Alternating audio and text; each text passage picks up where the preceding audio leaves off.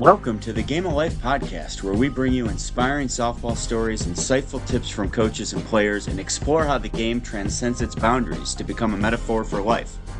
Whether you're a sports enthusiast, a casual fan, or someone just looking for inspiration, you're in for a treat. We'll unravel the tales that go beyond the scoreboard. Discover how perseverance and hard work on the field translates into resilience in your daily challenges. Learn about teamwork, leadership, and the unwavering spirit that fuels success, not just in sports, but in the game of life.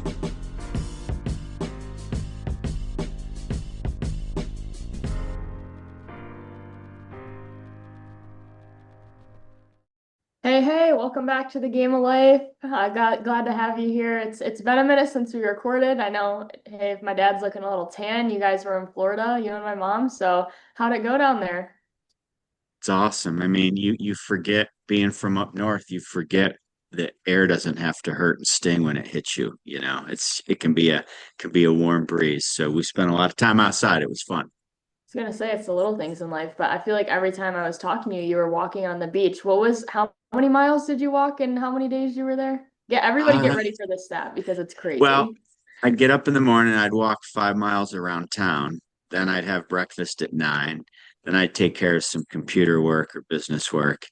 Uh, and then I'd go wander the beach till about 3 o'clock. So I walked between 10 and 13 miles every day. Jeez, just half marathons walking every Well, day. it's walking, but when you have time, I mean, there's something about being on a beach that the time part doesn't really matter. I mean, I guess because if you're on a beach, you probably aren't working that day. So, Well, I hope not. Who knows yeah, nowadays? but No, back that's to the fun. grind tomorrow, which is fine. And, I mean, gosh, 2 weeks from today, our school ball season starts. Yeah, so speaking of, that's what we're going to be talking about tonight. So I'll kind of kick it over to you to start with maybe your just initial thoughts on high school. If there's girls listening out there who either are gonna play in high school, coach high school, or have a kid, starting their high school season, just give us your initial thoughts. And as usual, we'll take it in whatever direction comes.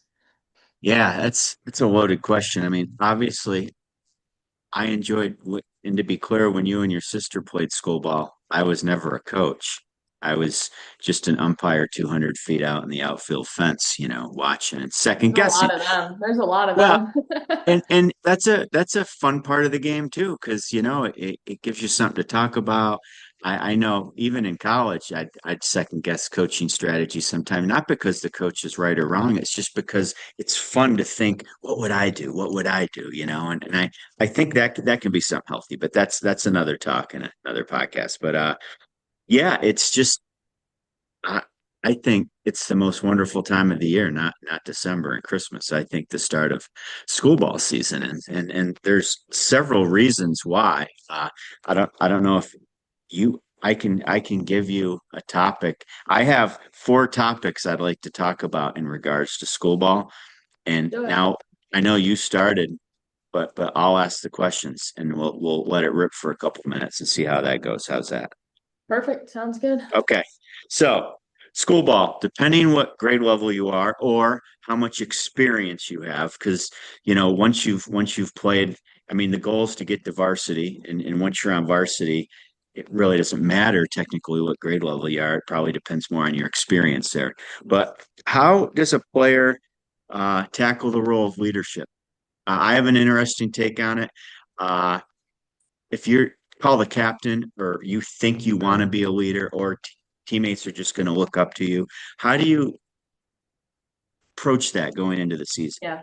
And maybe just to preface, if, people out there haven't listened to, the podcast on my journey before, maybe I'll just give a quick overview of like my high school experience too, so we know what lens I'm coming through from. But that is a great question. So in New York, where I went to high school, you have modified team, which is seventh and eighth grade, JV, ninth and 10th, and then varsity is 11th and 12th, are kind of the brackets. And from an early age, I knew I wanted to play in college. So my seventh grade year, I was trying out for JV, and I actually got cut from the JV team, so I was the first one to get cut. So like if there was one more roster spot, I would have been on that team. And that was really hard. And again, that can be a podcast for another time. And then after that, I was on JV for 2 years. So I played modified for 1 year, JV in eighth and ninth grade. And then I made varsity my sophomore year, which a lot of girls who wanted to play at the collegiate level had made it before me. So again, there comes the comparison piece again and whatnot. And I originally was not going to be a starter at the beginning of that season, but eventually earned a spot and became a starter for those 3 years. So just wanted to give that little bit of background, because I think sometimes it's helpful to see what perspective people were talking with when it comes to certain topics. But as far as the leadership piece goes, and this is, something I've talked to my players about is, you know, and we've talked about, a title does not make you a leader, right? Your coach can say, "Hey, you're a captain this year," and that's great, but that doesn't mean that people are going to listen to you or respond to you, right? So, something I tell my girls is, "Hey, if I'm like, be a leader this year," and they're like, "Yeah, yeah, I will." I'm like, "Well, have you thought about your approach to how you're going to achieve that?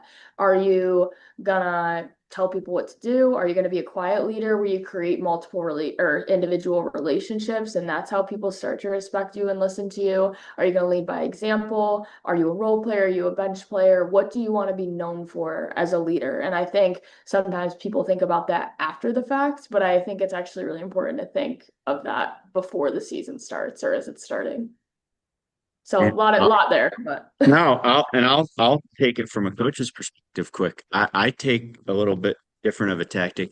I don't let the team pick the captains or leaders. I think it's too important to let it be a popularity contest. Uh, Everybody knows who they are. I mean, if you have half a brain as a coach, you can tell who the leaders are or who you want to play more of a leadership role, right? So I pick them. Uh, it's always an odd number. That's not a set number. And I call it the Leadership Council. And we meet all the time to discuss things on the field, off the field, under my radar, over my radar. And it's not picking what color uniforms to wear or what socks you should wear or what the playlist is pregame. Like, that's great. That's a task anybody that likes that stuff can do. The leaders are the ones that actually set, I'll use the thermostat temperature, scenario. I want them to be thermostats and I want them to set the temperature of the team. And to me, that's too important to just let a bunch of high school kids pick. I think we all know who they are. So and I've had people approach me and say they wanted to be part of that. Okay, fantastic. That's the whole point. So sorry for the yeah, rant a little, but to me, no. leadership and it's a huge part of any sports team season. I really like that thermostat analogy, and I think too the one of the most important things about leadership is that you have to be reliable in the way that you show up every day, right? Let's say, I'm a captain on my team, but every day they don't know what version of Allie they're gonna get. That's really hard for people to kind of look up to and, respond to. So I think that's one of the toughest things about being a leader is you really have to put your own emotions aside at certain points and say, how can I best show up for my team today in a reliable way that's going to make them know that they can count on me every day? And I think the other piece, especially for high school, is just because you don't have the title doesn't mean that you can't lead. Doesn't matter if you're a freshman on varsity, doesn't matter whatever team you're on. If you want to be a leader, be one. And it doesn't mean, oh, when the team comes into the huddle, I need to first be the first to speak. I need to be vocal. Like everyone needs to hear my voice. There are other ways to be able to show up as a leader, no matter what your role is on the team, starter, Well, ace, whatever it is. I like what you said earlier. You could be a quiet leader, and I forget the other word you use, loud or active, maybe. Yeah, something like that. Probably Yeah. loud. Yeah. Uh, Vocal. sometimes a Yeah. sometimes a leader can just sit in the huddle and watch everybody's body language, and then you know exactly what's going on. But if you think you have to be the one that talks the most, talks the first, talks the loudest, you're not even going to realize how people are receiving you. Mhm. And so there's so many different aspects. But if you have several of them, and hopefully they can all be honest with each other and have lots of conversations, uh, it should help with the team's thermostat, like I said. Yeah. It's to me, it's the most important part of the season, getting this part right.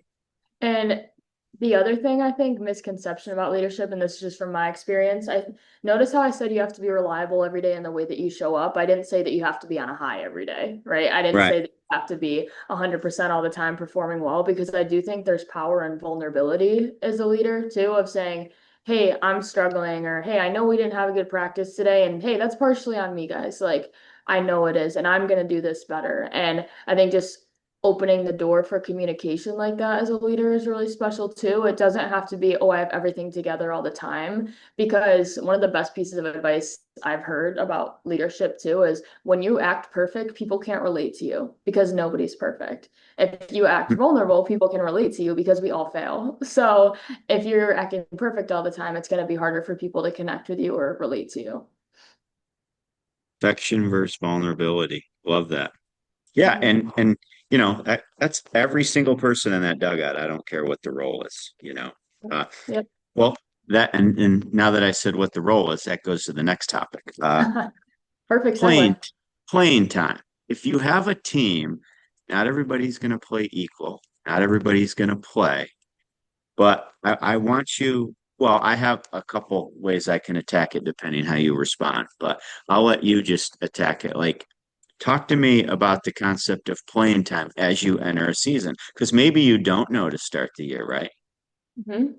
Well, I mean, my first point is you should act every year like no spot is yours. You have to earn it because I know that was personally one of the most annoying things to me when I was on teams and girls were like, oh, well, I play shortstop. Like shortstop's mine. Nothing's yours, right? You should have to earn it or earn it every year. And I think that's number one for me because also, how disrespectful is that to a girl who's maybe playing behind you if you talk like that and just make assumptions of, oh, well, I can do whatever I want and that spot's mine, which should never be the case, but sometimes it seems like it is. I think, we have to be careful of expectations you go in with like that because you have to make sure you're having a work ethic every day and keeping a good work ethic. And then the other way I'll go with this too is if you are so set on one specific position and then just say, well, I'm not going to play because so and so's over me or like going to play over me, how can you adapt to a different role that your team needs? Can you go to a different position? Can you do something else? Like you can still help, but I think sometimes girls get defeated and say, oh, well, so and so's the shortstop and she's going D1, so I guess I'm not going to play. It's like, well, second base is open. So we can either sulk and hang our head, or we can pivot a little bit and adjust and then be a role player on the field just in a way that's different from what you thought it was going to look like. So those are my initial thoughts. But players going D1, they probably could play anywhere besides shortstop. So sometimes a creative coach knows that's going to be better for the team culture if said player's playing somewhere. But if you're the backup and not trying your best, well, then that makes the job even easier for the coach. Like the whole thing about you decide your playing time, a coach doesn't. I mean, I get the theory behind that. Well, But if yeah. you're so undeniable with your effort every day, that does come true eventually. And I am going to say this very loudly and very clearly because I want people to hear me when I say this. Moving to a different position on the field is not a punishment. So don't hang your head if you get moved to a different position. And the reason I say that is there have been multiple times in my softball career, in high school, in college, travel, whatever it may have been, where I was playing a position. A girl who was prior on the bench started hitting really well, and maybe the only position she could play was the one I was currently in. But because I could play multiple, I got moved so that girl could come into the lineup. That had nothing to do with me. It had something to do with making our team better. So I think, and I'll let you talk on this too, but I just think I really want people to hear me when I say that moving to a new position isn't a punishment. You might have a favorite, you might have one over the other, and you can still work your butt off to get there. But sometimes there's different circumstances going on. And I personally think it's a little selfish sometimes to say, oh, well, I know I'm starting and playing every game, but like not in the position I want. Right? I think it's just important to self-reflect on that stuff. You know, I have players fill out little information cards, but nowhere on the card do I put what position they play. I don't care. We do outfield, infield every days. We do IQ situations. We hit, we steal, we run. It doesn't matter to me. It matters how it's going to fit the team the best way. And Mhm. if you can't get over that, I don't know. Why are you playing a team sport? What are your thoughts on getting moved position to position? I think it's an honor. I mean, again, having the name utility next to your name is probably the greatest honor in softball. Besides being, I mean, you can't pitch necessarily. You're not going to get moved to pitcher. You potentially could get moved to catcher if you're good at what you do. I think it's the ultimate compliment. Hmm. Yeah, I think it's funny too, as we're talking about this. I know we're saying school ball, but that could technically be like if you're a player in college right now too. Yeah, Like a lot of the stuff we're more talking so. about is, yeah, like high school, school ball. But yeah, I think it's really interesting. And I think the other thing I'll add before I'm sure you have a point three that we're gonna move on to, but just remembering that everyone's role is hard in its own way. So like sitting the bench is hard, starting is hard, being a pinch hitter is hard, being hurt is hard. I think it's really easy sometimes, especially, you're a girl on the bench and someone makes two errors and you're like, well, I could have got that. Well, I could have done this. And why is so and so complaining? Like she doesn't deserve to be starting. But and then that's how kind of drama starts Right. happening. Yep. Everything's hard in its own way. So just keeping, I know perspective is a word that we use all the time, but keeping perspective that everyone's got their own things that they're fighting through or working through. And I think the hardest thing, just me watching from a high school player's point of view, is when they're in the field, but there's a DP hitting for them. And I mean, they act like they're not playing at all. Mhm. yeah, they act like they're not playing at all. I mean, there's been circumstances where it's like you are in the game for a reason. You're obviously first not there's a role for you. Sorry you're not hitting, but get over it. Yeah, You no, know? I agree. It's also That's where the you, hardest one I think for a high school player though. I would agree, but also where you start doesn't have to be where you finish. That's up to No, you. no. So if you don't like the lineup that the coach puts together on the first day, you can't always control it, but you can control what your reaction to that is. Excuse me. Yeah, and you know what's interesting? I like when something doesn't go a player's way, and the first thing I want to do is meet with you. Well, I mean, that's fantastic. Never deny that. But Mhm. maybe self-reflect also and say, am I getting there early? The best player on the team's there 15 minutes early, starting her BP before the team starts.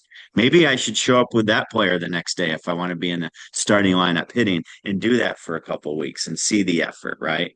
Or how am I handling criticism when I'm being told to do something? And school ball is a small season, so it's not the time to make a major reconstruction of a player's swing, right? But it's not always just a talk. Sometimes you have to take action. Well, to me, I think the best way to phrase it is your response to adversity excuses or effort? Because usually it's one without the other. And if you get, some news that you don't like or you don't like the lineup and you go home and everyone in your life is just making excuses, oh, it's not your fault, it's the coach's fault. Oh, this blah blah blah, or saying, "Hey, well, why don't we go to the cage tomorrow and hit and we'll figure out what's going on." So to me, it's kind of excuses or effort. Yeah, think about it. I don't think a coach really wants to put a lineup out there that's going to lose a game. Okay. Right. Right. But if you're making excuses, coaches see that too. Hmm. And you're making it a lot easier. Yeah. Yeah. Yeah. All right. So speaking of that, and we'll piggyback this next topic off of where you said everybody's role's hard in its own way. Like you're trying to break into the lineup. Maybe you only play every other game. Maybe you're pitcher only, which I don't think is completely a normal thing in high school softball. Uh, Right. but so there's going to be pressure on you, no matter what your role is. The pressure to get in, the pressure to stay in the lineup, pressure to lead off, the right, whatever, pressure to catch bullpen, pressure to finish a game on the mound. So, how do you approach the season in the concept of pressure? So one thing I try to think about, and I honestly feel like I got better at this after my playing days were over, which is ironic enough, but when I say it to my players now, like when you feel nervous before a game, the only thing between nerves and excitement is your mental approach to it. Like I think a lot of times they feel the same. Before a big game, no matter how much I prepare, I have these like jitters and I'm so ready to go and like my blood's flowing and I'm doing all this stuff. But how I feel up here in my head determines whether I say, "Oh, I'm so excited" or "I'm so nervous." Like what voice are you going to give to those feelings? And I think when it comes to pressure, that's kind of a big piece of it. I know people say all the time and it's an overused phrase for a reason, but pressure is a privilege.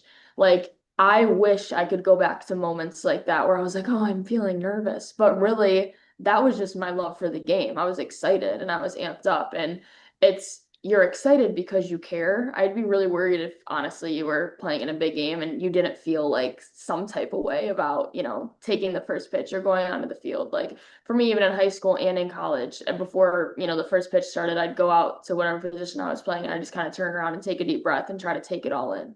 Because I think the other piece of that is at some point in my life, or before that, I had dreamt to be where I was at that point. So if you don't take it in, it's kind of doing a disservice to your past self too, is a way that I like to think about it.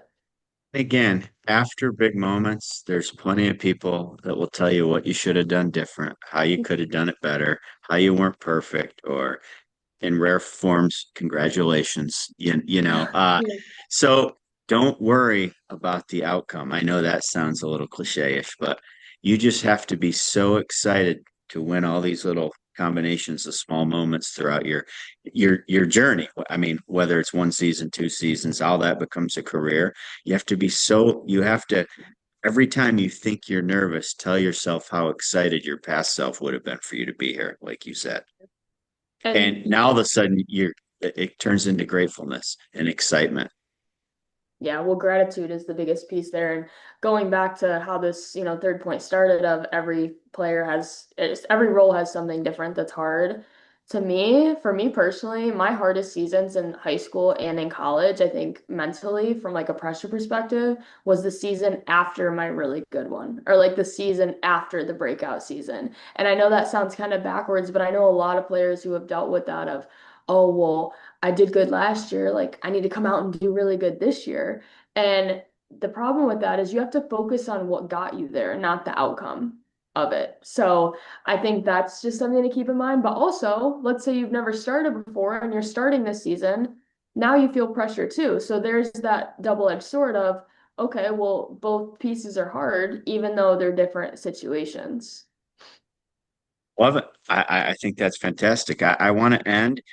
I couldn't think of, well, there's so many other categories. I wanted to end with a fourth topic, just any any intangibles, any things that are very hard to be measured statistically or in game changer for crying out loud, that you can do that make the experience more satisfying and rewarding. I mean, I think all the stuff we've talked about on prior episodes, just are you a good teammate? Are you accelerating each other's success? Are you coachable? Do you have a good attitude every day? I know one thing you and I have talked about a lot is there's a lot of days in softball where physically you're not at your best, but your attitude and effort should always be a 10 out of 10. Like, do you hold yourself accountable to those things, or do you just show up every day going through the motions? I mean, I saw a video the other day, I think I sent it to you, and it was just two girls working out side by side, and they were doing the exact same movements, but one just looked like a little more impactful than the other. Like she was moving with a different kind of action, I would say, and intent behind it. And to me, that was just a really good visual of how people show up every day. You could tell one girl was going through the motions, right? She was doing the lifts, but it was like lazy and she wasn't having, a lot of intent behind it. But this other girl, every movement she made was impactful. And they were doing the same things, but they weren't. So I think just keeping that in mind as you show up to practices every day is, are you going through the motions or are you getting better? And the one softball analogy I'll use is every days, right? You can Yeah. tell when girls go through the motions or, they're doing it with a purpose. So Well, that's the first thing that when practice starts personally for our team, I always say our. It's a pet peeve when coaches say my team, my girls, my players, our team. I watch them play catch. And I if they're not moving to the ball, if they're just lunging for it on bad throws and letting it go to the fence and it becomes a little bit of a game of fetch, I don't do anything punitive because I don't want them running to not reward this bad behavior. I want them to catch the ball.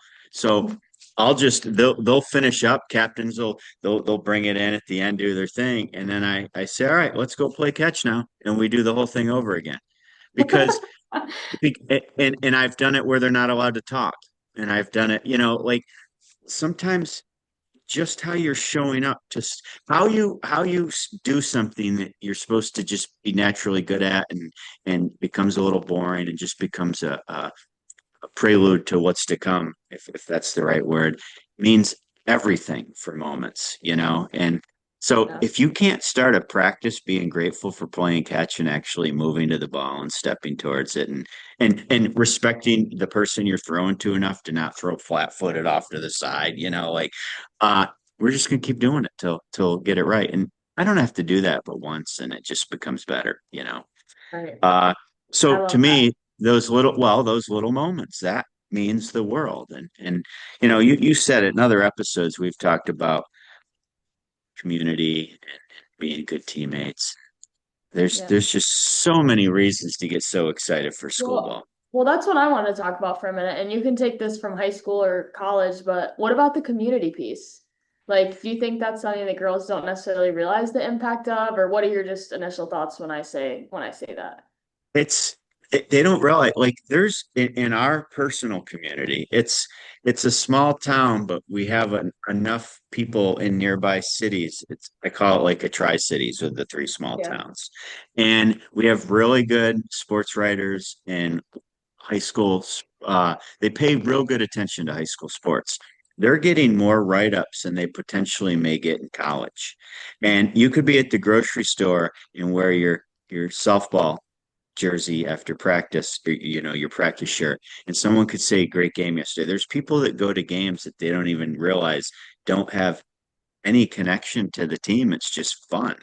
And to not get excited to play for people you don't know.